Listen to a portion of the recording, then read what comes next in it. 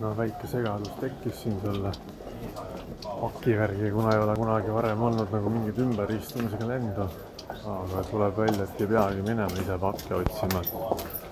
Et tõstavad ise välja. Ma juba kolasin kuskil all linkide juures, et kus see pakk on. Küsisin ja ei olegi vaja. Tõstavad ise lennukisse ümber. Mul kõvasti lihtsam. Your attention please, passenger Siniukova. Passenger Siniukova. Please proceed to departure gate 28 downstairs for boarding time. Ja algamas on siis järgmine lend. Juba järgmisesse liikkohta.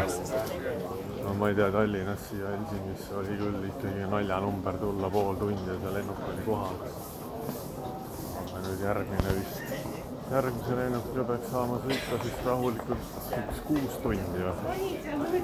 Et siis alles saab kohale. See elu siin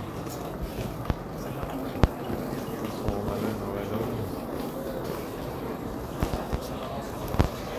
See on siin ikka Tallinna lennuväljaga tohutult palju suurem ja ühest otsast teise ikkagi annab matkata. Mutta siis mä kato, kun siinä on se valuuttaminen. Vahe on ikka päris kord, aga noh, savi, et see alutamine ongi kasulik.